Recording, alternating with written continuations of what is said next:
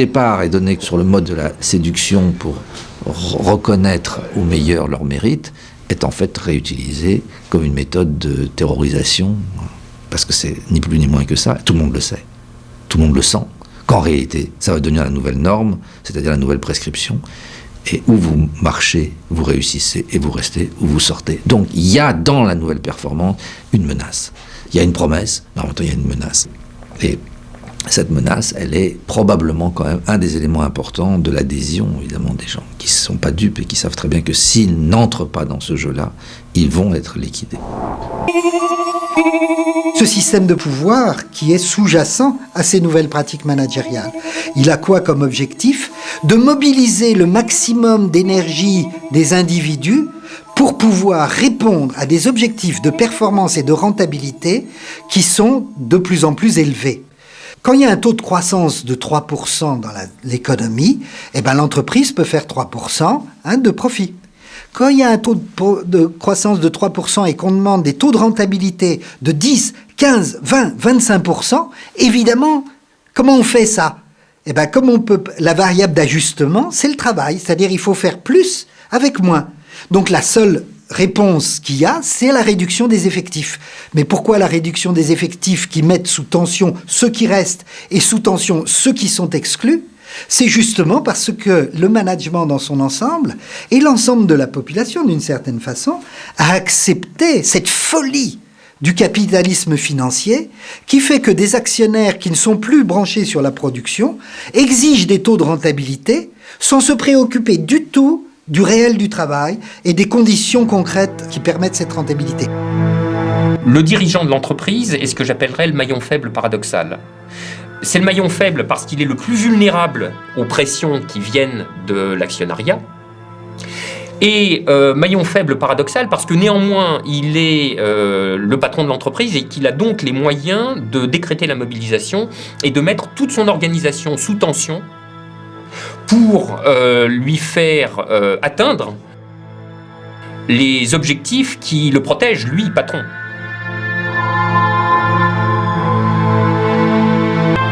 Ces nouveaux investisseurs financiers, ils ont tous pour objectif de sortir dans les 3 à 5 ans. La création de cette dette impose la génération de cash par l'entreprise pour rembourser cette dette. Maintenant, toutes les personnes de l'entreprise sont impactées par le cash, parce que l'idée, c'est de convertir la plus grosse part de notre résultat d'exploitation en cash.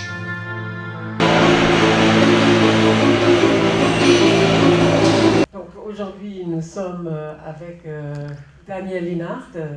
Elle est également sociologue, directrice de recherche au CNRS, et elle enseigne à Nanterre, Paris 10.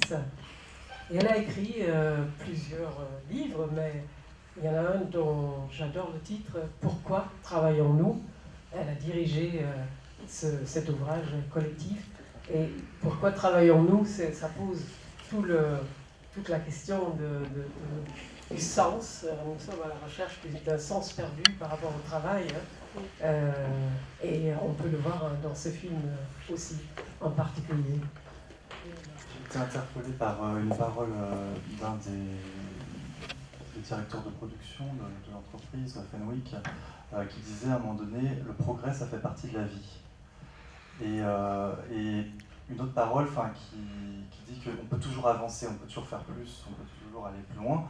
Et puis à un autre moment du film, il y a un ouvrier qui dit que non, qu'en fait il y a des limites. Et donc en fait j'ai envie d'opposer quelque part une absence de limite avec justement des limites qu'il faut reconnaître et qui sont les limites humaines en fait.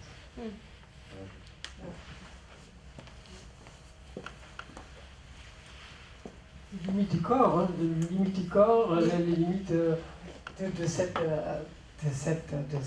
course, toujours plus. C'est-à-dire des limites, mais en même temps qui se déplacent de plus en plus. C'est-à-dire ce qui est aussi extraordinaire, c'est les gains de productivité, l'extraordinaire capacité de dégager de plus en plus de productivité, de rentabilité, qui continue. On fait faire aux gens des choses de plus en plus difficiles, exigeantes. Et effectivement, vous avez raison, parce qu'on a l'impression que c'est une course sans ligne d'arrivée. C'est-à-dire que tout le monde doit courir comme s'il courait à 60 mètres, mais la ligne d'arrivée, on la déplace tout le temps. Et effectivement, c'est une quête sans fin, il y a un épuisement, mais tout ça est recouvert par une idéologie. Et moi, je trouve que ce qui est assez extraordinaire dans le film, c'est la façon dont les managers sont pris. Alors, on ne sait pas s'ils y croient vraiment, s'ils composent un rôle, mais ils sont pris dans cette espèce d'idéologie, de rhétorique, d'imagination pour entraîner les gens, pour leur faire croire que c'est comme ça qu'il faut faire, que c'est bien, que c'est vertueux, que c'est éthique, que c'est indispensable, bon, c'est ça que je trouve extrauraire. C'est une vraie manipulation, comme dit Christophe Dujour. C'est de l'ordre, mais des fois on se demande s'ils ne sont pas convaincus eux-mêmes. Je crois que... Sauf le coach quand même, il ne doit pas être convaincu. Hein. Ben, je me demande. Bon, et ça, c'est quand il dit, par exemple, devant un parterre de 200 ou 100 commerciaux, il faut qu'on vous casse le bras, sinon vous n'irez pas au travail, donc moi je suis là pour vous casser le bras, il le dit à un moment donné. Il y a cette idée de aller chercher au tréfonds de vous-même, dans la souffrance, etc., de quoi continuer à tenir votre poste, à faire de plus en plus. Oui. Tout ce que je voulais dire, c'est que tous les vendeurs doivent savoir qu'il y a un contexte qui joue. Ils savent qu'il y a des clients qui sont en train d'évoluer, de grossir, alors qu'il y en a d'autres qui sont en train de mourir et qu'on ne pourra pas vendre comment on les appelle ici, les féloïques. Oui. Bon. Les chariots élévateurs. Enfin, nous, on les appelle chariots. Et donc, tout le contexte est évacué. Et c'est sûr qu'ils ne laissent pas la parole, le coach ou les managers, justement à ce contexte-là. Mais les commerciaux, ils doivent le savoir. Sauf qu'étant donné qu'il n'y a aucune place pour en parler, ben c'est comme si on les amène à se taire par rapport à ça. Il n'y a jamais une question par rapport à ça. Alors que le contexte est probablement hyper important. Mais vous avez raison, je crois que ce que vous avez dit est tout à fait fondamental. On les amène à se taire. Parce que l'enjeu, il est quand même très important. Il s'agit de dire à des professionnels, les commerciaux sont des professionnels, qui ont une expérience, qui ont un savoir, comme vous dites, ils savent ce qui est possible, ce qui n'est pas possible. Et ils ont véritablement accumulé des savoirs, des pratiques, etc. Il y en a un qui dit « je les invite à déjeuner ». Bon, ce sont des professionnels.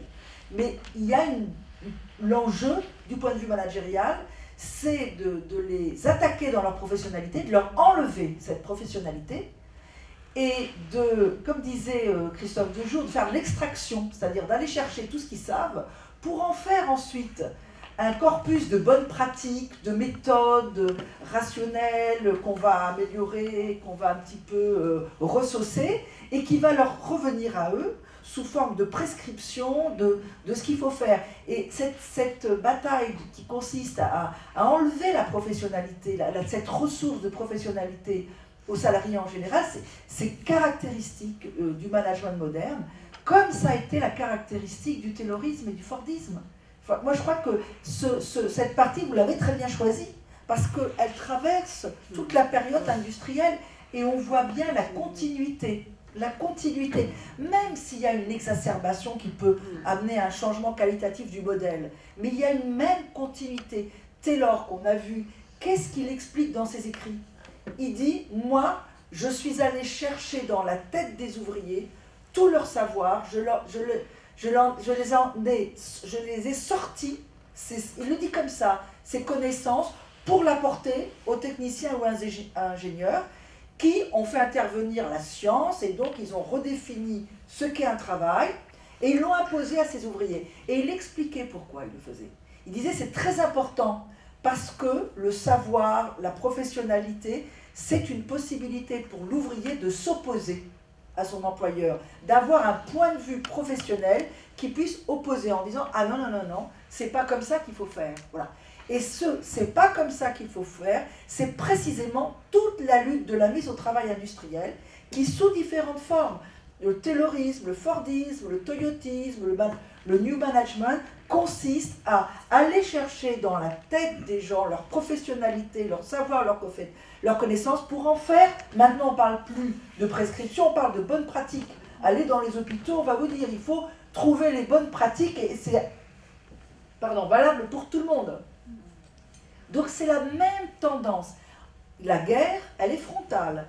Elle vise à transformer des professionnels en individus sans ressources qui doivent se raccrocher aux critères, aux méthodologies, aux procédures qu'on veut leur imposer.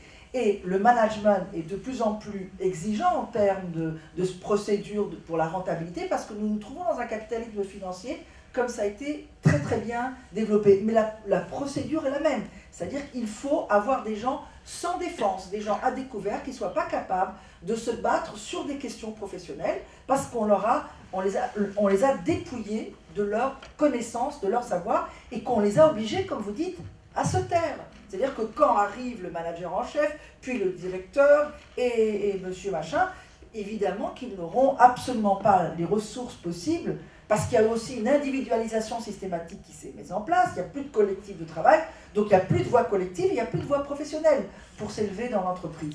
Et c'est ça qui crée la servitude volontaire ou involontaire, c'est-à-dire que les gens n'ont plus d'autres moyens que d'être dans la servitude. Alors ils sont involontairement dans la servitude volontaire, parce qu'après ils ont besoin de se raccrocher. On voit bien à quel point, même s'ils n'y croient pas, comme vous dites au début, eh ben, le bon commercial, celui qui fait 134, 300, vous avez raison, en Ile-de-France, là, ben, on voit que les autres le regardent comme un dieu. Il est vraiment le modèle à suivre.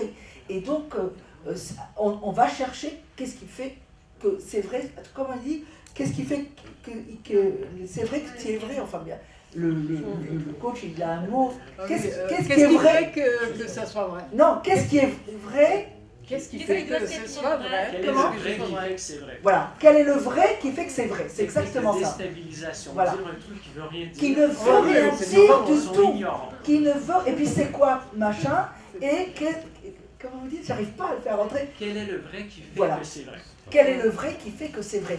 Alors, on voit la nécessité d'aller puiser dans l'idéologie, alors là, effectivement, la manipulation idéologique, mais elle a toujours existé. Et puis, ce qui est très important, il faut comprendre pourquoi finalement, les salariés, plus ou moins, rendent les armes, acceptent plus ou moins de jouer le jeu, c'est qu'il y a toute la création d'un contexte idéologique j'aimerais bien avoir 5 minutes pour leur expliquer. De Taylor, en passant par Ford, de Newton actuellement, les inventeurs de nouveaux modèles, de nouveaux systèmes, d'organisation de production, etc., ils ont toujours prétendu travailler pour le bien commun.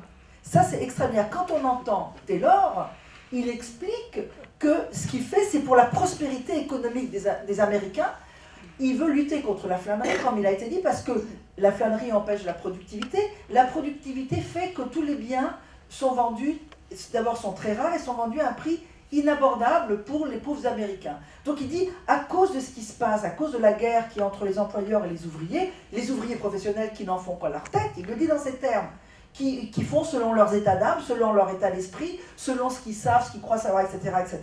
Bon, qui en pâtit, c'est la nation américaine. Et dit, moi, je vais essayer de réconcilier tout le monde, et je réconcilie en allant recourir à la science, à la démarche scientifique. Donc je suis là pour réconcilier, pour créer du consensus, pour faire de la productivité qui va entraîner une prospérité américaine. Et puis, en gros, il plaide dans le sens de « je démocratise le travail ». Il le dit. Il dit les syndicats de métier détiennent les connaissances, ont une politique malthusienne, c'est-à-dire qu'ils font en sorte qu'il n'y ait pas trop 12 ouvriers qui viennent ensemble, qui viennent au même moment parce que ça ferait baisser les salaires. Donc ces ouvriers tiennent le marché, ces syndicats professionnels, et ça se fait au détriment des pauvres immigrants, irlandais, allemands, scandinaves, les immigrants de la famine, qui ne sont pas ouvriers, qui ne connaissent pas le métier, et donc qui ne trouvent pas de place dans les entreprises à cause de ces syndicalistes de métier. Et donc il dit, je démocratise le travail, je le mets à la portée de tous. C'est extraordinaire. Il a tout un discours comme ça. Et il dit après, il faut être honnête, il y a une augmentation de productivité importante, il faut augmenter, parce qu'il était consultant.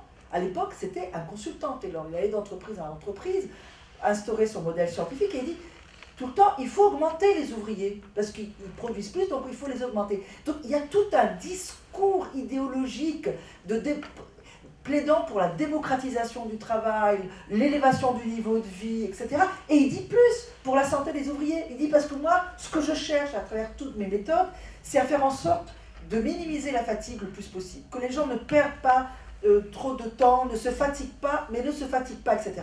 C'est ce que expliquait le monsieur avec, en bas, en haut, là, l'outil, mais en fait, ils veulent que l'ouvrier ne se fatigue. Enfin, Taylor disait, je veux que l'ouvrier ne se fatigue pas. Donc il y a eu toute une idéologie, une espèce de côté de démocratisation, parce que le grand problème de la mise au travail telle qu'elle se fait là, c'est que elle se fait en général dans des démocraties, dans des pays où l'égalité, la liberté, la propriété de soi est le principe de base. Donc comment développer des modèles, des systèmes, des formes d'organisation du travail qui aliènent autant les personnes, qui les emprisonnent autant dans des carcans et qui les met dans des situations aussi inimaginables, il faut le justifier, il faut le légitimer. Et donc il y a toute une production sur la démocratie, sur le progrès, comme ça a été évoqué tout à l'heure, sur l'amélioration de tous, la mise à la disposition. Alors après, Ford a dit la même chose. Ford, il disait, grâce à moi, tout le monde pourra avoir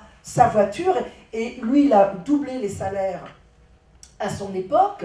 Et ça, c'est un autre aspect aussi qui accompagne ces mises au travail, c'est qu'il y a non seulement un discours idéologique, mais il y a aussi un remodelage de la société. Ford a bien dit, moi, si je veux développer mes usines, le principe des chaînes de montage, il faut imaginer, il faut produire un nouveau type d'ouvrier et un nouveau type de consommateur. Sinon, ça ne marchera pas. Et donc, pour produire un nouveau type d'ouvrier, il faut savoir que Ford, il n'a pas donné les $5 à tout le monde. Il a mis sur pied un corps d'inspecteurs dans le département social qu'il a créé, qui allait visiter au domicile privé des gens, des ouvriers, s'ils vivaient dans des bonnes conditions hygiéniques, s'ils étaient mariés d'abord. Parce qu'il disait, moi je ne veux pas de jeunes pas mariés parce qu'ils vont courir les filles, ils vont aller s'adonner à la boisson, etc. Et ils ne seront pas en forme le matin sur mes chaînes de fabrication. Donc, mais non, mais il a écrit 3 bouquins, Ford. Et il dit, mais c'est très important. Il faut que les gens...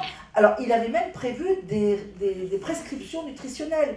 Les inspecteurs qui allaient au domicile privé disaient, voilà ce qu'il faut manger, voilà comment il faut manger.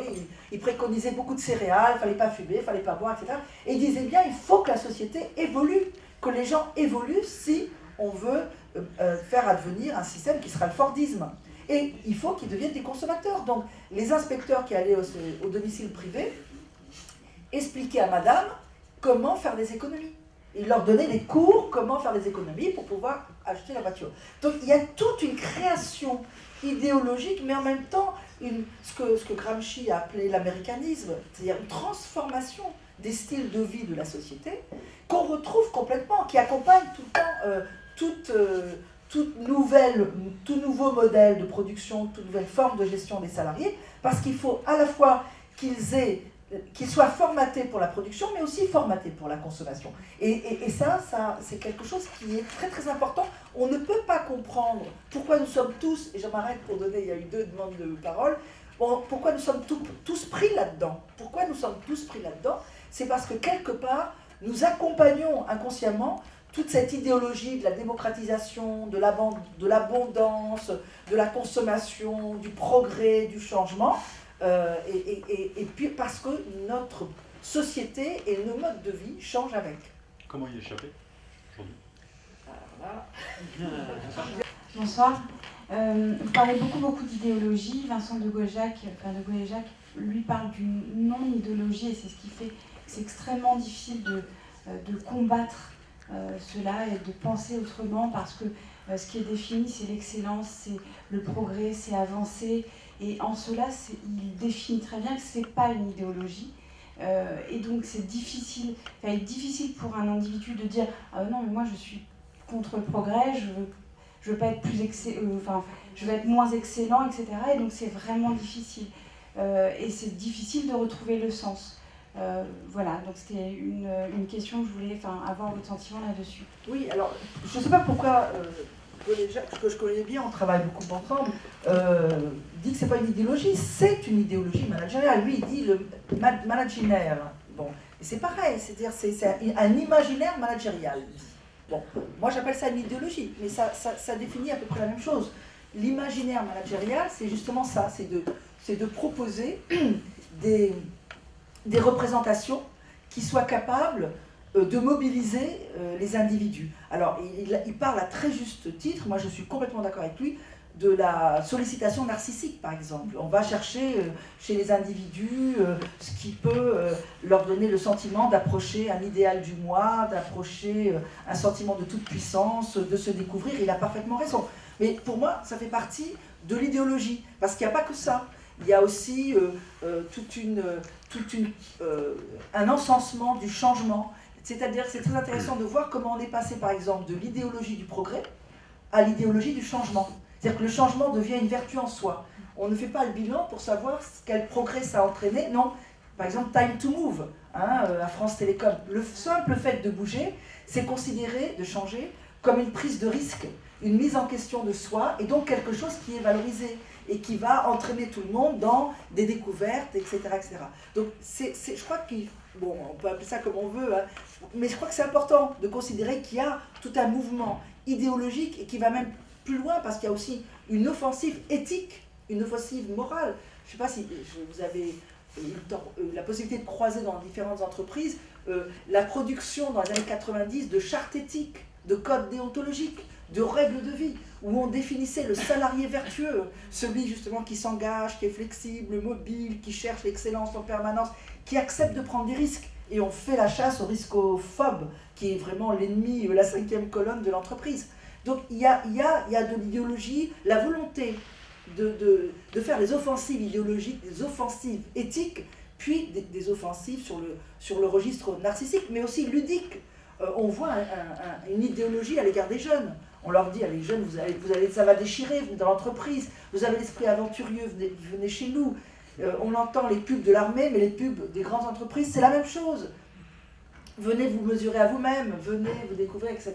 Donc il y a véritablement la production, et je crois que c'est très important de comprendre, qu'on l'appelle sous la forme qu'on veut, mais cette nécessité d'accompagner, pour la légitimer, parce que précisément, on est en démocratie, donc il faut convaincre, il faut persuader les gens que c'est bien quelque part. Alors maintenant, quel discours est-ce que nous entendons ? Nous entendons que nous sommes en guerre économique, et qu'en guerre économique, si on veut sauver les entreprises, si on veut sauver les emplois, vos emplois, voilà, et bien il faut se battre. Et alors on prend l'exemple de l'athlète, on prend l'exemple du soldat, mais il faut se battre, il faut aller jusqu'au bout, arracher avec les dents les augmentations de productivité qui vont permettre à l'établissement ou à l'entreprise de survivre. On est dans cette...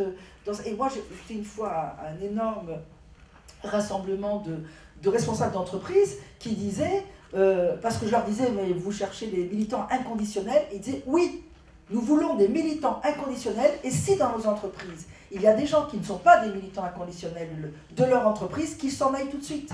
Parce que nous ne pouvons pas avoir des gens qui vont nous tirer dans le dos alors que nous avançons au combat. Voilà, vraiment, c'est... Et ça, si c'est pas de l'idéologie, franchement, excusez-moi, mais je sais pas ce que c'est.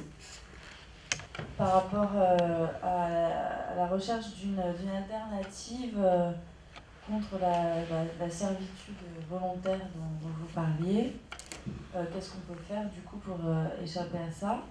Et la deuxième question, je me demandais finalement cette manipulation de l'individu qui est dans la quête de l'idéal du moi, est-ce que ça va toujours exister et en quoi c'est différent peut-être maintenant, mais voilà.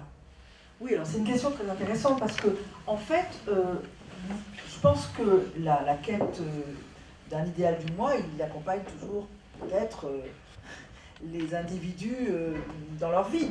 Mais ce qui est quand même une particularité du travail comme travail marchand, en tout cas dans une société, c'est qu'il permet, en principe, à chacun de sortir justement de soi et de faire l'expérience de la solidarité, de l'interdépendance.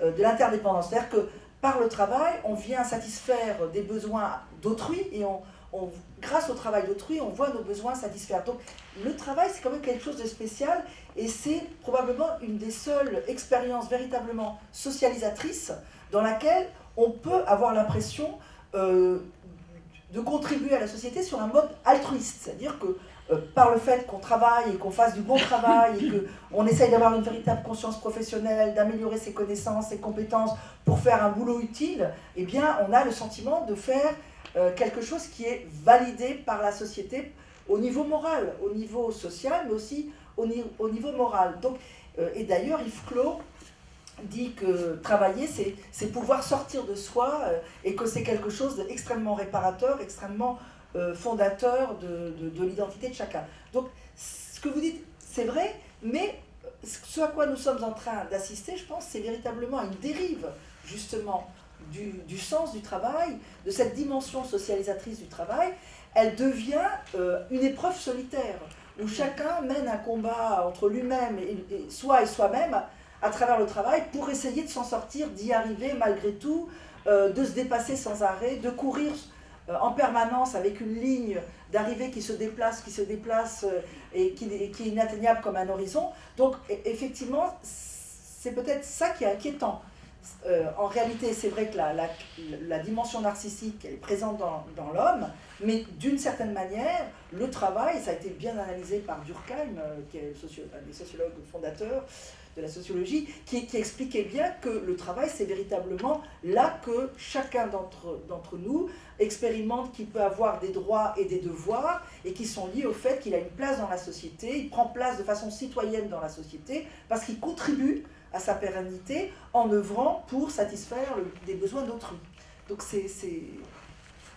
Alors après, l'alternative, la première branche de la question, et je crois que, et ça tout le monde est d'accord là-dessus, les sociologues comme les psychologues, les psychanalystes du travail, c'est qu'il faut précisément que le travail redevienne un objet de débat social sur qu'est-ce que le travail, quel est le sens du travail, quelle est la finalité du travail, et que puissent se recomposer donc des collectifs dans l'entreprise, parce que ce système marche véritablement dans la mesure où il y a eu une atomisation, une individualisation systématique de la gestion des salariés qui a fait tomber en désuétude les collectifs qui prenaient en charge tout ce qu'on peut appeler la controverse autour du travail, qu'est-ce qui est bien, qu'est-ce qui n'est pas bien, qu'est-ce qui est utile, qu'est-ce qui n'est pas utile, comment il faut faire, comment il ne faut pas faire, où est-ce qu'on est vraiment trop exploité, où est-ce qu'on peut continuer à travailler, enfin, toutes ces questions faisaient l'objet de débats, plus ou moins implicites ou plus ou moins explicites dans les collectifs,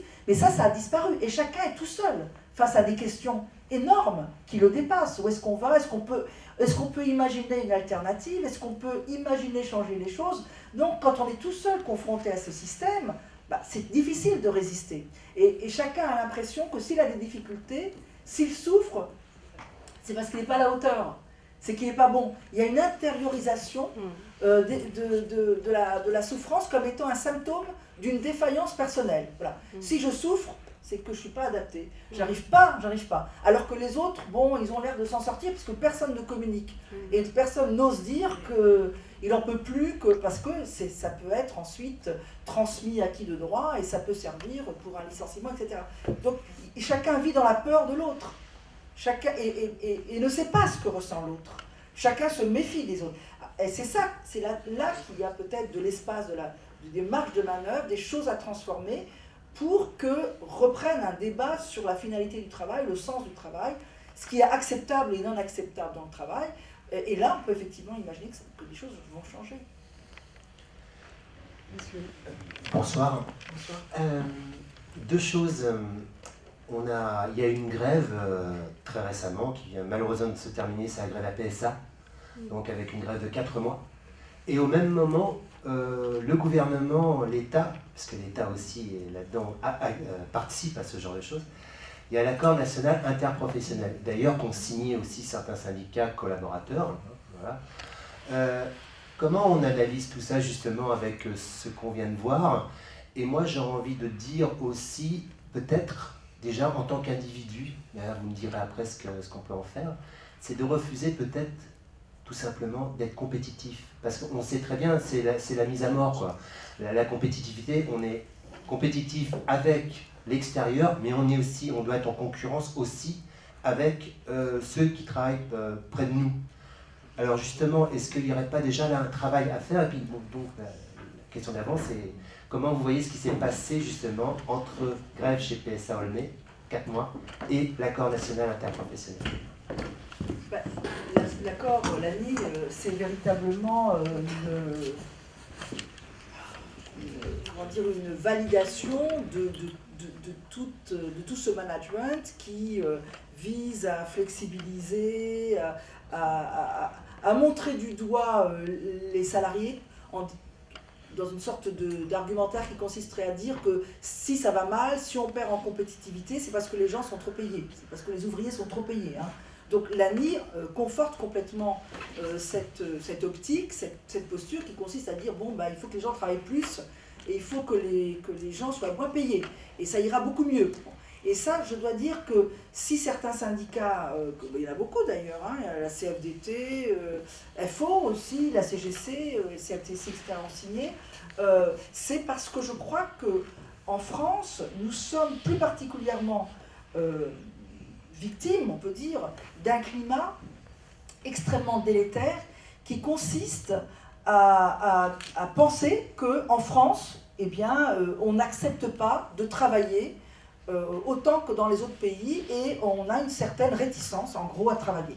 Et ça a commencé en 1984, je ne sais pas si vous vous souvenez, avec l'émission Vive la crise, où il y avait Yves Montand qui disait « Ah ben la crise arrive à point pour nous faire relever nos manches et pour nous rendre compte qu'il faut renoncer à tous nos privilèges, à tous les acquis, c'est plus possible, il faut regarder autour de nous, la France est beaucoup trop accro de la lutte des classes et d'arracher des victoires et d'arracher des acquis, c'est plus possible, il faut arrêter. » Bon. Et ça a continué, ça a permis à un Premier ministre qui s'appelait Raffarin, qui était au Québec, je crois que vous avez l'accent québécois, de dire du Québec, il faut remettre la France au travail, il faut que les salariés les Français arrêtent de considérer que c'est un parc de Disneyland. La France, c'est un lieu où il faut travailler. Et toute la campagne de Sarkozy, souvenons-nous, c'était travailler plus pour gagner plus, à travers l'idée de il faut réhabiliter le travail. Alors que la France est le pays qui a la productivité horaire la plus forte, une des plus fortes au monde. Bon. Tout ça, ça a été aggravé par les 35 heures, qui a donné à l'opinion publique une image de la France comme étant un endroit où les gens sont paresseux. Souvenez-vous de ce qu'a dit M. Taylor, là, le PDG, qui a dit « Ah bah oui, les Français, ils travaillent 2 heures, ils se reposent 2 heures, et ils mangent 2 heures, et après, ils préparent la journée de demain. » Bon. Donc il y a véritablement cette idée qu'en France, on ne travaille pas. Alors que les 35 heures sont accompagnées d'une intensification énorme du travail, qu'on a un management qui est beaucoup plus actif, beaucoup plus vindicatif et déterminé dans les applications du modèle japonais, parce qu'on applique le modèle japonais, par exemple, qu'on a vu, Toyotisme, tout ça, dans des conditions beaucoup plus drastiques que ne le font les managers japonais. Hein. Ça, si vous allez au Japon, vous verrez qu'il y a plus de main-d'œuvre qu'en France, parce qu'ils tiennent compte de la possibilité des pannes des machines, par exemple, ce que ne font pas les Français. Bon, enfin bref, donc il y a cet aspect-là qui explique, à mon avis, que l'ANI soit passée comme une lettre à la poste. Enfin, moi, j'ai pu aller dans les différentes manifs contre l'ANI, il y avait très peu de mobilisation. Donc, il y a un climat, et ça fait partie de l'individualisation, l'atomisation. C'est l'autre face du Janus, qui est la France, avec d'un côté cette atomisation, individualisation très forte, et de l'autre, un collectif, une espèce d'opinion publique collective qui est dans la dévalorisation systématique, la dépréciation systématique des salariés français. Et ça va très loin. Moi, j'étais une fois un grand rassemblement de cadres de la santé dans un énorme CHU, et c'était une journée consacrée aux risques psychosociaux. Et le directeur général du CHU est venu pour ouvrir la journée, et il a parlé, et puis à la fin il dit « Bon, moi, finalement, quand même, je vais vous dire ma pensée, ça me fait vraiment rigoler, cette histoire de risques psychosociaux. Je voudrais vraiment amener quelques-uns d'entre vous, quelques-uns qui pensent que les risques psychosociaux en France c'est une réalité, les amener dans mes voyages en Inde et en Chine et ils verront. » Alors, ça, vraiment, ça en dit long sur la perception, et la salle n'a pas hué, la salle n'a pas réagi. Bon, donc ça veut dire qu'il y a une sorte d'imaginaire collectif, d'inconscient collectif, qui accepte cette critique du rapport au travail des Français, et qui peut expliquer que certains syndicats signent, sans qu'il n'y ait le moindre émoi véritablement dans la France, cet accord qui est vraiment un accord qui correspond à une reculade extraordinaire. Extraordinaire. On peut pendant 2 ans augmenter la durée du travail et baisser les salaires. Non mais je veux dire, c'est extraordinaire. Alors au prétexte de redresser l'entreprise, mais une fois qu'elle sera redressée, comme il a été montré dans le film, ils vont aller ailleurs et l'entreprise n'est pas du tout assurée de sa pérennité. Monsieur ? Oui, effectivement, comme vous dites, ce processus est une porte ouverte aux risques psychosociaux et également au harcèlement, toujours pour ces plus, etc. Mais tout cet argent qui gagne les actionnaires, finalement, qu'est-ce qu'ils en font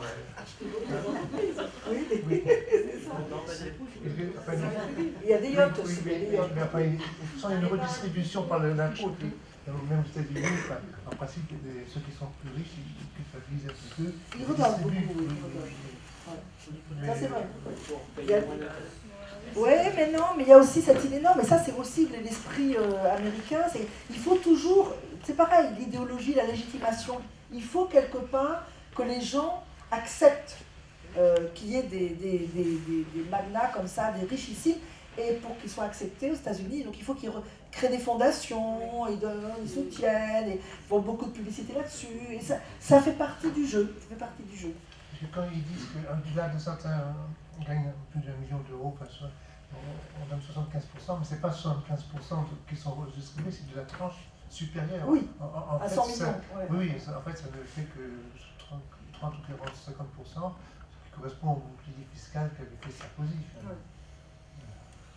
Oui, non, mais là, du point de vue de l'accroissement des écarts, c'est phénoménal.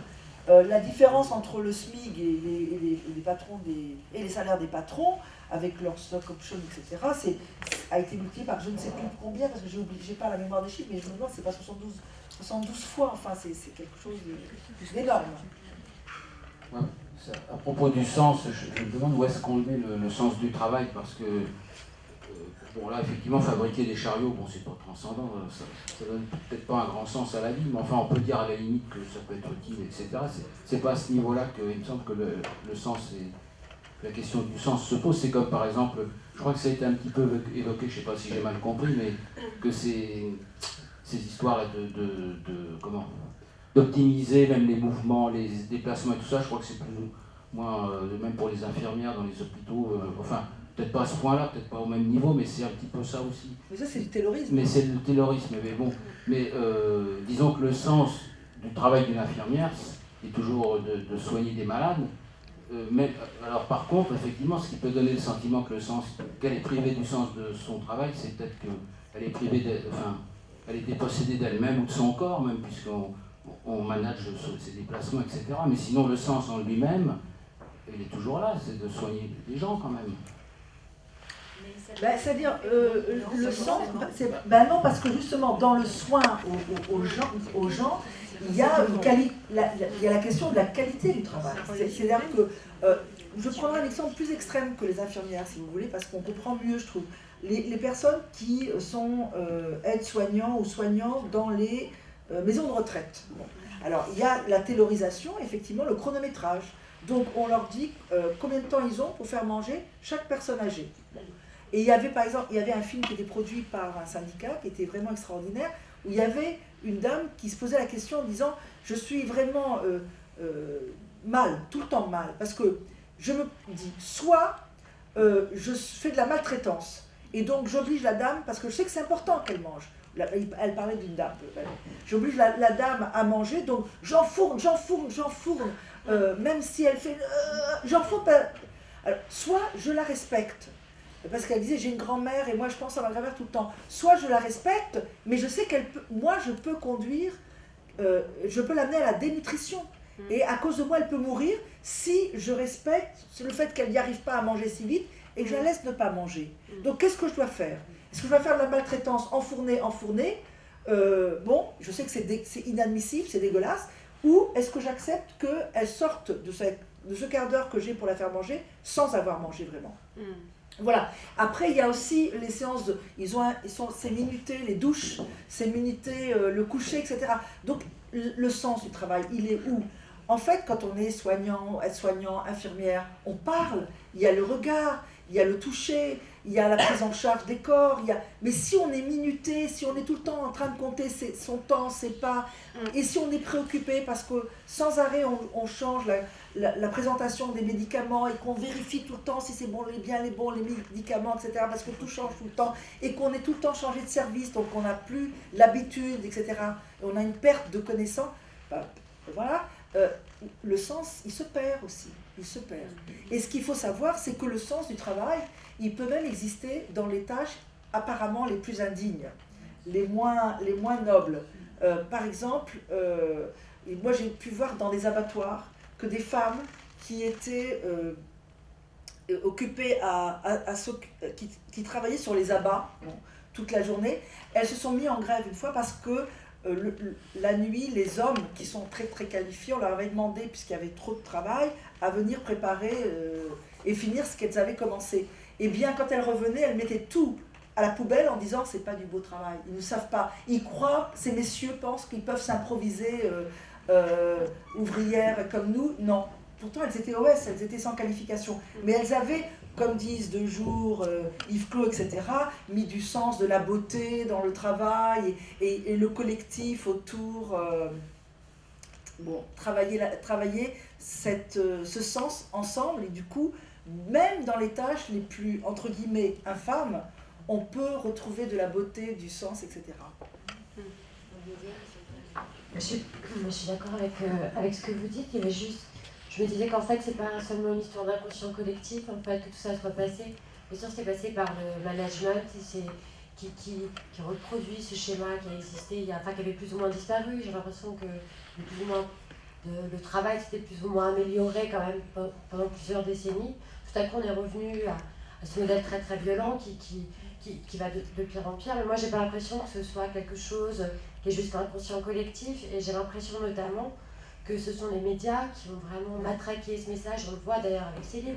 Il y a un message qui est matraqué perpétuellement. Les médias qui sont quand même détenus par les grands groupes eux-mêmes, par les industriels, qui sont Goldman Sachs, des Lagardère, des Bolloré. C'est les gens qui détiennent les médias et qui participent de ce message que le travail doit être l'excellence, et que donc tout le monde ne pourra pas en faire partie non plus, parce que tout le monde ne peut pas être excellent. L'excellence, ça se fait au détriment des plus mauvais. Donc il y a la médiocrité, comme vous disiez, elle est quand même très mal vécue. On a toujours l'impression d'être en faute et de ne pas être assez qualifié, de ne pas avoir le droit de travailler au final. Donc les gens culpabilisent aussi peut-être de ça. Oui, mais ça rentre, enfin il me semble que ça rentre justement dans l'inconscient collectif. C'est ce que martèlent les médias, les messages qu'ils font passer, ça rentre dans les esprits. Et d'ailleurs, je ne sais pas si vous avez été sensible, moi j'ai été plus particulièrement, parce que je suis fonctionnaire, mais la dépréciation des fonctionnaires, c'est quelque chose d'extraordinaire. Et moi, j'ai entendu dans des émissions de radio des gens qui se présentaient, donc qui donnaient leur nom et qui n'avaient pas honte, qui disaient « Ah, mais c'est extraordinaire !» 2 fois, ça. Quand on demande à un fonctionnaire de travailler, qu'est-ce qu'il fait? Il se suicide. Bon, il y a des gens qui sont... Non, mais je veux dire, c'est extraordinaire d'entendre ça, que les gens se sentent autorisés à dire des choses pareilles. Donc, ça rentre dans... J'ai entendu dans la rue, dans le métro, il y avait une dame qui disait, parce que, je sais pas quoi, il y avait un agent de la RATP qui... les fonctionnaires, puis une dame qui dit, qu'est-ce que vous avez contre les fonctionnaires? Alors elle a vu, alors elle dit, non, mais moi c'est surtout les enseignants que je supporte pas. Donc elle dit, moi je suis enseignante. Alors elle a dit, la première dame a dit, oui, non, mais les enseignants très bien, mais alors les profs de gym quand même, l'éducation physique. Alors elle dit, qu'est-ce que vous avez contre les profs d'éducation? Ils n'ont même pas de devoir, elle dit, à corriger. Voilà. Bon, c'est extraordinaire quand même. C'est là quand même, c'est là. Et cette capacité, les gens sont autorisés à dévaloriser les gens. Quand on sait que les fonctionnaires, ça fait quoi? C'est aussi les gens de la poste qui se lèvent à 4h du matin, ceux qui conduisent les trains. Enfin bon, on sait, c'est pas nécessairement les mieux lotis du monde du travail. Mais il y a cette idée, et je crois que vous avez parfaitement raison, elle a été construite, elle a été véhiculée par les médias, et il y a une sorte de systématicité à opposer les uns aux autres.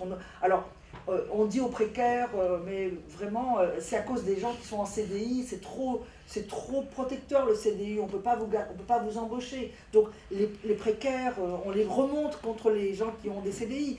Et les CDI, on les oppose aux fonctionnaires. Enfin bon, c'est quelque chose qui est maintenant devenu très banal. Alors moi, je voudrais dire quelque chose. Par rapport à ce que vous disiez tout à l'heure, est-ce que le patron de Fenwick croyait en ce qu'il disait, en fait? Ça dépend où on situe le patron. En fait, vous aviez l'actionnaire qui gagnait je ne sais plus combien par jour, etc. 53 c'était assez astronomique. En fait, le patron, il doit rendre des comptes à cet actionnaire. Les commerciaux, les directeurs doivent rendre des comptes au patron, qui doivent rendre des comptes, etc. etc. C'est toute une chaîne. En fait, personne n'y croit dans tout ça. C'est tout pour faire vite. Personne n'y croit vraiment. Il faut arrêter de... Voilà, personne n'a le choix, personne n'y croit vraiment, il faut faire vivre ce monsieur-là, ces personnes-là, comme elles ont envie de vivre avec... je veux dire, bon, après, à part ça... Ils leur avantage aussi, parce qu'ils sont payés pour ça, enfin, ils ont leur job, ils ont leur salaire, oui, ça, on ne dit pas ils y croient. On dit qu'ils veulent garder leur boulot, avoir leur statut. Et... Non, ils rentrent dans le jeu. Mais vous savez, vous ne vous rendez pas compte aussi à quel point les grandes écoles qui forment, notamment en France, les responsables, les l'ENA, alors non peut-être pas l'ENA parce que bon, mais si, ils décident aussi, les HEC, Polytechnique, dans les grandes écoles, on les forme à votre job, c'est de savoir mener les gens. Et on leur fait faire, vous savez, même des stages de commando. HEC, pour les MBA, organise des stages de commando. Donc, ça rentre, ça. Vous pensez que tous ces dirigeants croient vraiment à ce qu'ils font, que nos hommes politiques croient? Vous avez vu ce qui se passe en ce moment? Oui, j'ai bien vu ça. Est-ce qu'ils croient vraiment? Est-ce qu'ils disent la vérité? Mais je pense pas. Moi, je pense pas. Je pense pas. Ça, c'est facile à dire. Ça, c'est un jeu. Alors, je crois qu'il y a... Ça, c'est un jeu. C'est un jeu de croire et de ne pas croire. Enfin, moi, je ne pense pas qu'ils y croient vraiment. Le statut, c'est pour garder un niveau de vie, pour être excellent. Après, moi, c'est pas là-dessus que je voulais aussi. Bon, moi, on parlait de PSA tout à l'heure. Moi, j'avais travaillé chez PSA, là où ils ferment à Aulnay. J'étais à la maintenance, on fait partie de système technique qui faisait qu'on mettait en place des appareillages pour faciliter le travail de l'ouvrier et pour supprimer aussi. En facilitant le travail de certains ouvriers, on supprimait des postes. À chaque fois qu'on facilitait, on supprimait des postes. On facilitait, on supprimait. Donc après, j'ai bossé aussi dans pas mal de boîtes. J'ai bossé aussi pour... Aujourd'hui, on a ces problèmes de malbouffe. On ne sait même plus ce qu'on a dans nos assiettes, tout ce qu'on achète. Moi, je me suis révolté longtemps contre tout ça. J'ai quitté des postes à cause de ce genre de pratiques. Et je me rends compte que le gain de productivité aujourd'hui n'est plus seulement comme les Japonais ont fait, ça s'appelait les 5 S au départ. Moi j'en ai mangé du 5S, enfin bon. 5S. C'est des économies sur... Oui. Avant que ça s'appelle les... comment c'est des mots japonais. C'est des mots japonais. C'est zéro stock, c'est toujours la même chose. Zéro gaspillage. De 5 principes qui sont passés à 7, c'est une question de s'organiser au maximum pour éviter la perte de temps, etc. Après, moi, je me rends compte qu'aujourd'hui, on n'en est même plus là pour gagner. Pour gagner, ça veut dire on en est à nous empoisonner. On a vu ça dans les histoires de vaches, de cheval. Enfin, ça, c'est encore... C'est pas le pire. Ça, c'est du cheval. C'est encore... Mais moi, j'ai jeté des contrats. Moi, j'ai jeté des contrats... je veux dire, j'ai résigné des contrats, moi, parce que je me rendais compte que j'ai bossé dans des boîtes où on empoisonnait délibérément les gens. Je ne veux pas en parler plus, mais je me rends compte que ça fait très longtemps qu'on essaye de gagner, d'optimiser, donc tout ça pour le profit, aussi pour qu'on puisse, tout un chacun, acheter à bas prix maintenant on peut aujourd'hui acheter tout et n'importe quoi à des prix vraiment dérisoires, on ne s'en rend pas compte. On voit à quel prix en Bangladesh. Ouais. Voilà, donc, mais tout ça, ça a un coût, c'est-à-dire qu'aujourd'hui on pense manger quelque chose, s'acheter quelque chose, en fait c'est au détriment de notre intégrité. Oui. Notre intégrité physique et sociale et psychique. Si vous voulez, pour répondre à cette question, est-ce qu'ils y croient ou ils y croient pas? Parce que c'est quand même très très important. C'est important. Ah oui, c'est hyper important. Alors je pense qu'il y a une partie qui joue le jeu parce que ils jouent aux petits soldats, ils ont envie de gagner, ils sont des chefs de troupes, donc voilà, ils y croient, ils y vont. Et puis il y en a d'autres qui peut-être n'y croient pas, mais qui se disent il faut sauver les emplois. Moi j'ai vu comme ça un directeur d'établissement, d'usine. Moi je faisais une enquête dans cet établissement, à chaque fois que je voulais le voir entre midi et 2, on me disait ah non, il n'est pas visible. Puis au bout du compte, je me dis mais où il est tout le temps? Eh bien il est à l'église.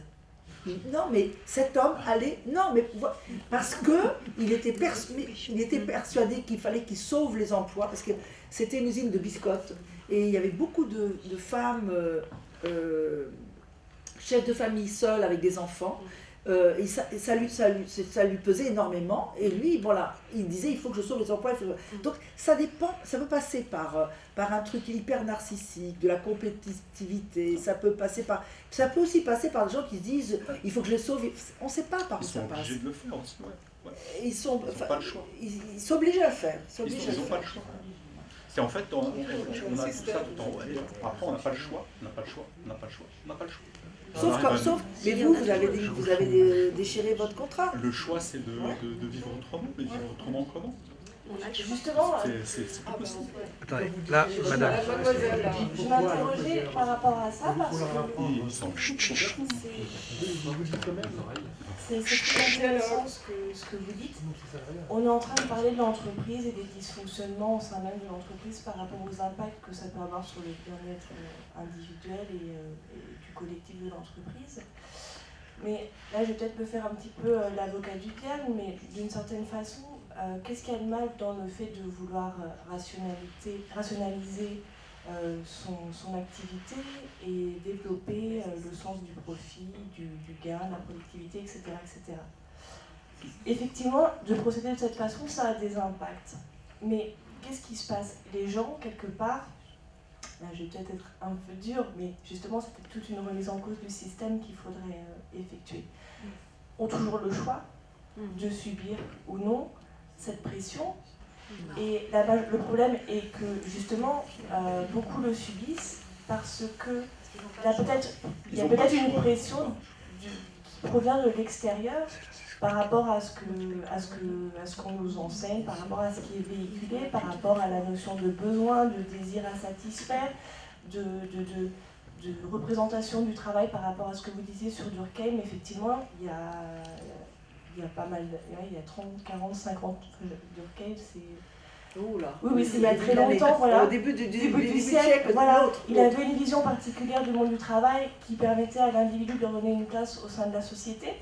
Mais aujourd'hui, peut-être que c'est cette vision du travail qu'il faudrait modifier, même transcender, trouver d'autres valeurs qui pourraient supplanter celle du travail. Et finalement, oui, il y a sans doute des problèmes au sein de l'entreprise par rapport à tout ce qui est même harcèlement, etc., etc. Mais il faudrait peut-être aussi repenser tout ce qui est tout ce qui se situe au-delà de l'entreprise et la société, l'extérieur, les idées véhiculées, une notion de consommation, parce que finalement on participe tous de ce système en consommant, on exerce tous notre pouvoir de domination sur celui qui crée, et ça remonte, c'est en France, mais ça remonte aussi sur les entreprises à l'étranger, et c'est encore plus dramatique. Donc c'est vrai que ça ne s'inverse pas comme ça, l'habitude de consommation, mais tout vient de là en réalité, c'est ce qui fait tourner le système, donc on est tous responsables. On a tous un rôle à jouer, on a tous effectivement notre devoir par rapport à ça. Et quand on parlait de cette notion de déshumanisation, il y a quelque temps c'était une espèce de désenchantement de la société, là on est passé dans une forme de déshumanisation complète qui amène à l'individualisation, au repli sur soi, à la peur, tout ça. Et cela a peut-être attrait au phénomène de diviser pour mieux régner. Et tout ce contrôle qu'on se laisse exercer, pressuriser par la société avant même l'ambiance et le monde du travail, parce qu'on est tous victimes quelque part, que ce soit le coach, que ce soit l'ingénieur, l'ouvrier. Donc peut-être voir aussi ça en dehors des barrières du monde de l'entreprise. Non mais je crois que vous touchez un point qui est absolument juste, c'est que ce sont les mêmes qui sont consommateurs et salariés.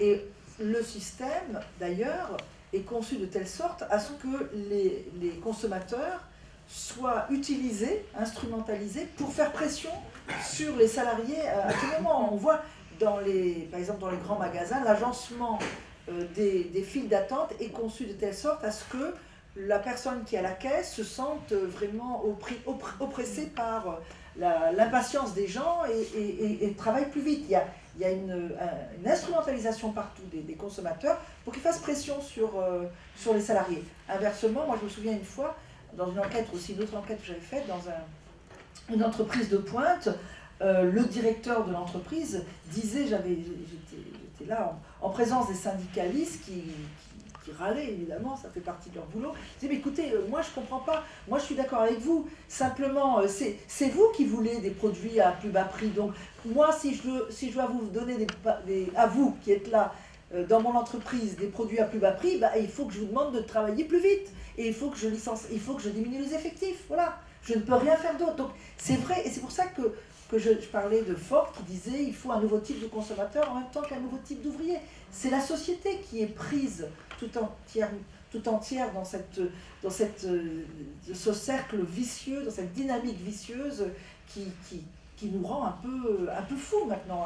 À la fois en tant mais on est, à mon avis, harcelé en tant que consommateur. Moi, je n'en peux plus, je ne sais pas comment vous êtes, mais de ces numéros qu'on attend, on presse, on n'a jamais personne au bout du fil, jamais. Alors qu'on est harcelé toute la journée par des gens qui veulent nous vendre des trucs à la maison, au téléphone, c'est extraordinaire. On ne les veut pas, ils sont tout le temps là chez nous à nous parler, à nous proposer des trucs.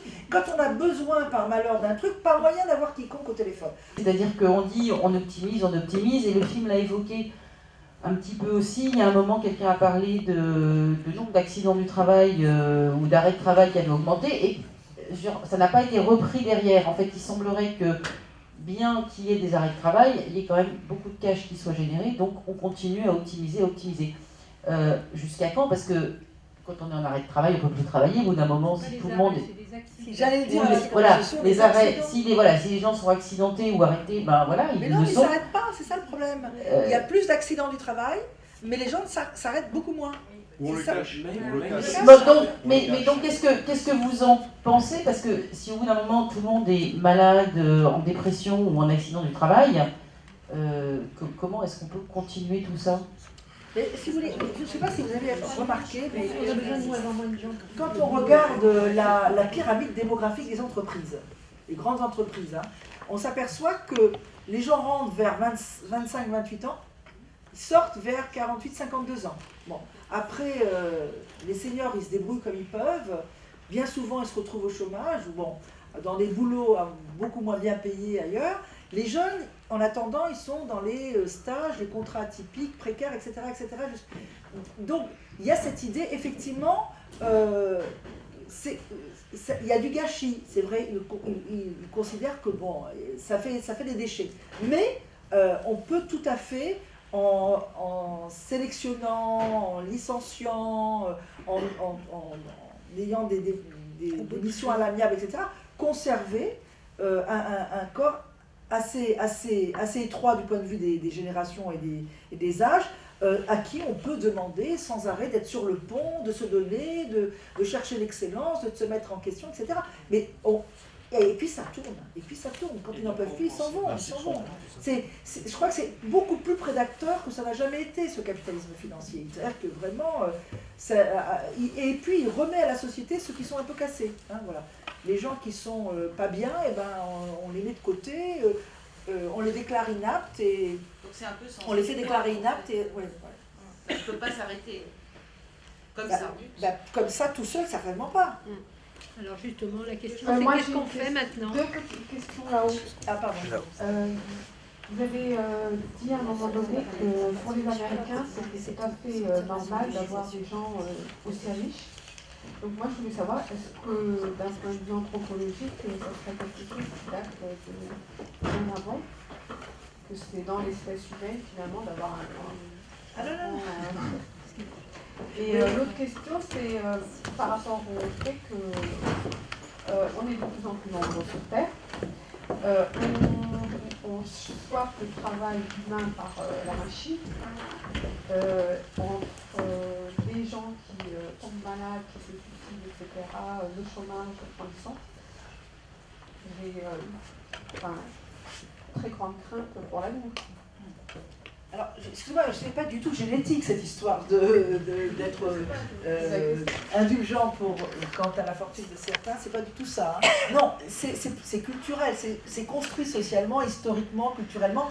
En France, nous sommes plus dans une société préoccupée par l'égalité. Il y a eu la Révolution française avec ses spécificités. Bon, on peut penser ce qu'on veut, mais bon, la question de l'égalité, il y a eu la lutte des classes en France de façon extrêmement forte pendant les 30 Glorieuses, donc il y a un aspect qu'on retrouve, et pas aux États-Unis, où par ailleurs la protection sociale est moindre. Donc il faut que les riches donnent, parce que sinon ça ne marchera pas. Tandis qu'en France, ça passe par les impôts et la redistribution, beaucoup plus qu'aux États-Unis. Donc ça, c'est un aspect qui fait qu'on accepte plus facilement, me semble-t-il, aux États-Unis, qu'il y ait des très riches, mais il faut qu'ils restituent une partie.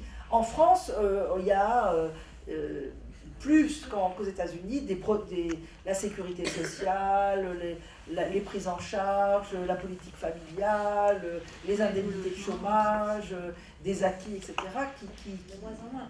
De moins en moins, je suis d'accord. Pardon ? C'est des prélèvements. La moitié du prix du travail, c'est des prélèvements. Oui. Ça, tout le monde s'en va. Les riches.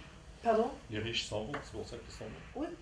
Ce qu'il faut savoir, c'est qu'en Amérique, il y a le côté protestant aussi, qui favorise ça.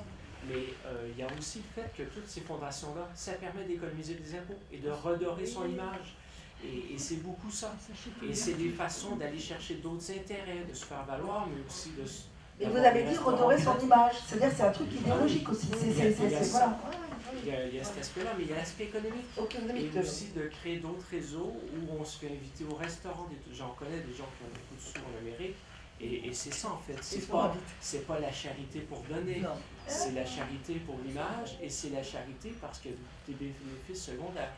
Non mais la charité, elle a toujours accompagné le capitalisme. C'est l'idée, il ne faut pas que les classes laborieuses explosent. Donc il faut toujours un peu leur donner un petit quelque chose. Les soupapes. Oui, les soupapes, absolument. Pardon, pour nuancer un peu le propos, est-ce qu'il n'y a quand même pas beaucoup de Français qui sont heureux dans leur boulot? Est-ce que les statistiques sont vraiment si négatives? Je voudrais juste ajouter quelque chose, que 90% des entreprises en France sont de petites entreprises et je ne suis pas certain qu'elles soient concernées par ce modèle-là. Ce sont des entreprises qui ont moins de 10 salariés. Il ne faut pas oublier ça. J'ai travaillé 30 ans chez BNP Paribas et j'ai vu des gens malheureux et j'ai vu beaucoup de salariés qui étaient assez satisfaits, que ce soit un employé, une secrétaire, un directeur. Il y a plein de petites entreprises qui sont pas des logiques et moitié-moitié. J'ai pas vu une espèce de pathos permanent. Il y a plein de gens qui travaillent tout seuls, il y a plein d'entreprises en France. Deux réponses. La première, il y a 2 ans. La première, c'est que vous avez raison, il y a un tissu énorme de PME et de TPME. Bon. En ce qui concerne les TPE, les très petites entreprises, c'est différent. C'est différent encore que le poids du patron, des fois, extrêmement lourd, hein, de plus en plus. Même dans les salons de coiffure, par exemple, où moi je questionne régulièrement, ils disent qu'on leur demande, les filles disent qu'on leur demande de faire du chiffre de plus en plus. Et alors elles sont 3-4, hein, mais elles disent on doit rendre tant par semaine. Vous avez vu l'épilation, la cire là? Oui. Ils ont 10 minutes pour faire le truc, ils arrachent. Bon, bref, voilà. Par contre, mais c'est tout à fait vrai, mais si, il y a une prescription, ça s'appelle body machin, là, body minute, absolument. Mais il a raison, absolument. Mais pour tout. Mais oui, et c'est tout à fait vrai. Bon, par contre, pour les PME, qui sont elles sont totalement prises dans la même logique. Pourquoi ? Parce qu'elles sont les fournisseuses et les sous-traitants. Et il y a un droit de regard extrêmement important de la part des maisons de neuf d'ordre qui vont imposer leur système. Et moi j'ai fait des enquêtes dans les PME où il y avait des ingénieurs systématiquement chaque semaine qui passaient des coachs aussi qui demandaient, vous avez fait un projet d'entreprise, ils déclinent complètement dans les PME, fournisseuses ou sous-traitants, la même logique, le même état d'esprit managérial que dans les grandes entreprises. Alors maintenant, il y a des gens heureux, mais bien sûr qu'il y a encore des gens qui si le problème c'est que... Attendez, mais non, mais je veux dire... Les statistiques sur le... Les statistiques c'est difficile, parce que quand les gens leur demandent est-ce que vous êtes satisfait au travail, les gens comprennent souvent est-ce que vous êtes satisfait d'avoir un travail. Bon, non mais c'est vrai, je vois ce que c'est un sondage, c'est pas aussi simple que ça, donc c'est pas vraiment par les statistiques qu'on peut le mieux se dire. En tout cas maintenant, il y a quasiment 48% des gens qui se déclarent stressés, quoi qu'il arrive, et une grande partie d'entre eux extrêmement stressés. Bon. Le premier, il faut voir que les gens mènent une bataille individuelle chaque jour pour essayer d'abord de faire leur travail et d'y trouver un peu de plaisir. C'est une bataille ontologique presque, on pourrait dire. Quelqu'un a parlé tout à l'heure d'exister. Enfin, les gens, c'est comme ces femmes qui étaient aux abats dans leur laboratoire, elles essayent ça demande beaucoup d'intelligence collective, individuelle, beaucoup de savoir-faire pour arriver à trouver du sens et de la beauté à ce travail. Bon, mais ça se crée. Mais le problème, c'est que cette énergie, cette intelligence collective et individuelle pour trouver du sens, pour être un peu heureux au travail, elle est vraiment mise à mal par tout ce qu'on voit de plus en plus, c'est-à-dire une intensification du travail, des menaces sur les emplois, des fois on leur fait faire des produits qui sont carrément répréhensibles, et ça ils le voient, ils le savent, et ils en souffrent beaucoup. Les gens souffrent de faire du mauvais travail. Il y avait un ergonome qui s'appelait Laï, qui disait au début du XXe siècle, il disait pour le taylorisme, le grand drame du taylorisme, c'est pas simplement ce qu'il oblige à faire, mais ce qu'il empêche de faire. C'est-à-dire vraiment du travail qu'on aime, du travail qu'on veut, être beau, et apprécié par les collègues, apprécié par les destinataires du travail. C'est ça qui fait vraiment aussi souffrir. Donc les gens ils mènent une lutte pour essayer de continuer à retrouver du sens et de l'utilité à leur travail. Mais c'est de moins en moins facile. C'est ça le problème. On l'a vu... Pardon, excusez-moi. Je vous renvoie juste à... J'ai lu un livre de Frédéric Lordon, justement, qu'on voit dans le film, qui s'appelle Capitalisme, désir et servitude, qui parle de Marx et Spinoza. Donc voilà, il explique ça, c'est-à-dire que le capitalisme amène aussi à faire que les employés doivent adhérer à la cause de leur patron pour pouvoir travailler dans l'entreprise. Et que c'est le principe, et qu'en fait c'est des forces qui parfois s'affrontent, et que le but c'est justement que le patron nous emmène à adhérer complètement à sa cause, à en oublier sa propre vie, son propre temps, pour être pleinement lié à ça. Donc c'est un texte qui est quand même assez intéressant. Et je voulais aussi vous renvoyer à ce film qui s'appelle Attention, danger, travail de Pierre Carl, qui est un film qui a fait référence il y a une dizaine d'années et qui parle beaucoup de la souffrance au travail et du managérial, et qui est très intéressant aussi. Et qui est un peu sur opposition. Merci pour ces références. J'en ajoute une, Marie Petzé. Marie Petzé, ne mourraient pas tous, mais tous étaient touchés, n'est-ce pas? Frappés, c'est aussi sur les abattoirs, l'entrée du personnel. Ah oui, un film à voir absolument. Frise, il est encore à l'espace Saint-Michel. Entrée du personnel. Oui, mais c'est comment Manuela Frasile, oui, quelque chose comme ça. Il est très bien. C'est un film sur les conditions de travail dans les abattoirs, le plus grand abattoir en Bretagne. Et ouais, là, très intéressant. On voit comment les méthodes touchent les gens, les employés, le personnel, qui sont bien sûr cassés dans leur corps de ces méthodes-là. Alors, les gens ne s'arrêtent pas trop parce que quand ils s'arrêtent de travailler, ils ont des journées de, comment on appelle ça ?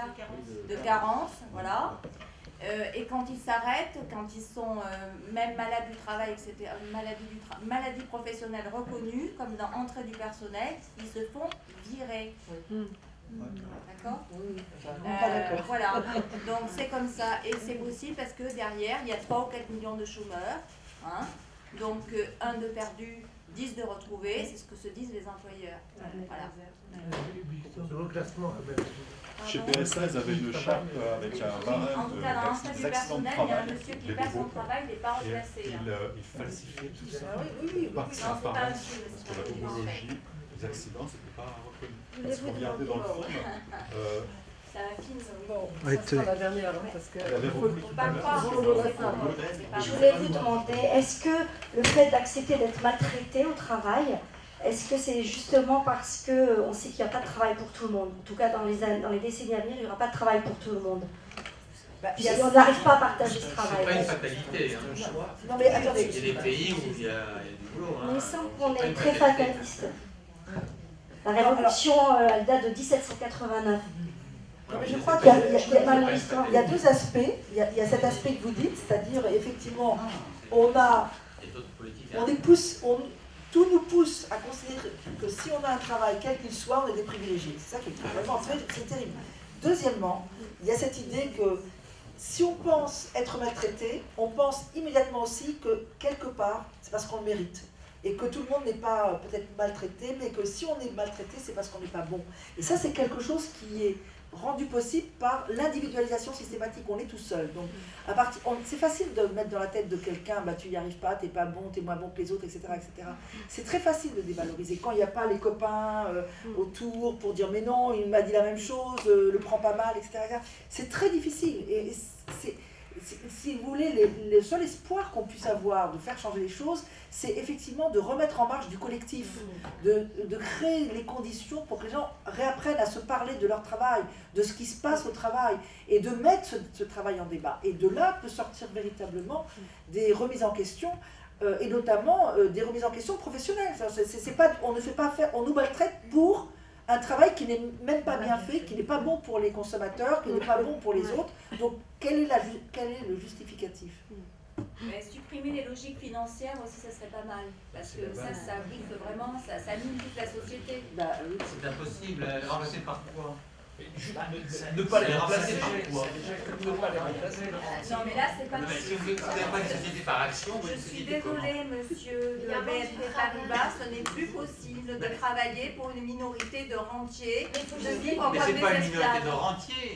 Alors, le problème, c'est que les fonds ils sont donc détenus par des gens. Il faut bien créer des lois pour créer des jobs quand même. Qui va les créer? Non, mais le problème, c'est qu'on peut le prendre autrement. Le problème, on peut le prendre autrement aussi. On peut se dire, essayer de laisser un peu d'optimisme quand même. On peut prendre autrement les choses et se dire que quand même, en France, on est doté d'un... Pourquoi en France? Parce que je parle non, parce que la France est particulièrement mise à mal dans la mesure où les gens, le modèle managérial français considère qu'il a du retard. Parce qu'en France, on est marqué par la lutte des classes, on est marqué par un esprit de résistance, de rébellion, etc. Donc il faut le casser. Moi j'ai entendu des gens dire il faut casser ces salariés français. Les syndicats français sont encore très marqués par la révolution. Elle a raison, laissez-la parler. On a du mal à avancer.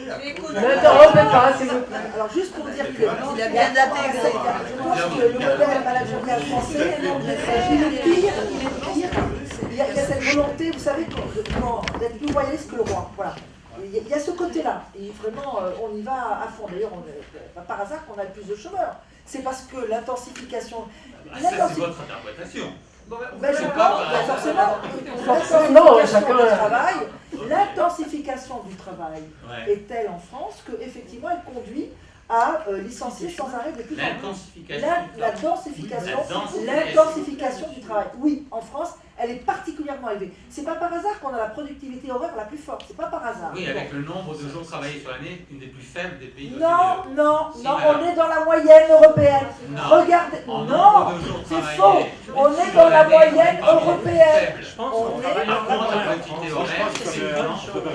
On va pas finir sur des chiffres aussi.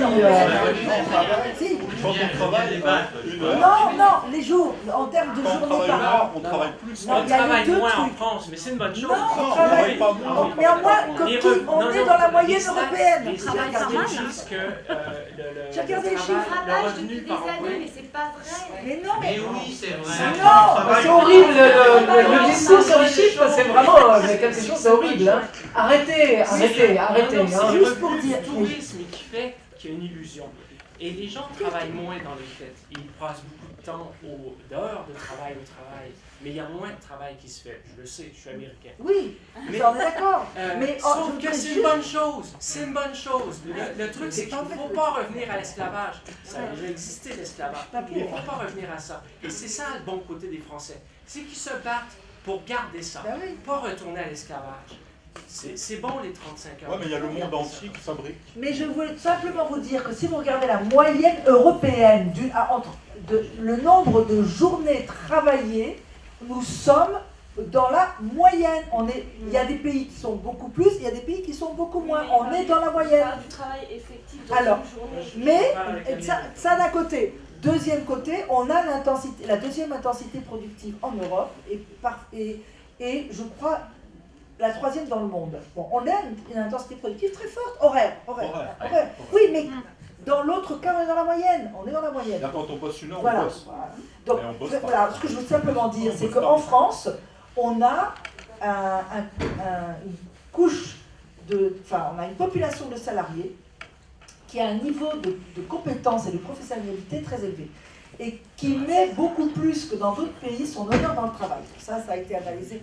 C'est trop tard pour que je développe cet aspect-là, mais plus que dans d'autres pays, les gens mettent leur identité et leur honneur dans le travail. Donc, au lieu de miser sur la professionnalité des salariés et de miser sur cette professionnalité pour trouver des créneaux, des niches, innover, des produits particuliers, on essaye de tout ravaler au niveau de la médiocrité absolue parce qu'il y a cette attaque de la professionnalité des salariés pour pouvoir les dominer. Voilà, au nom de la victoire sur les salariés en écrasant la professionnalité, ce qui est considéré comme nécessaire pour imposer l'emprise managériale, on est en train de s'empêcher de trouver véritablement des modalités en France de performance économique. On est le plus bon, en tout cas, merci. Merci. Pour votre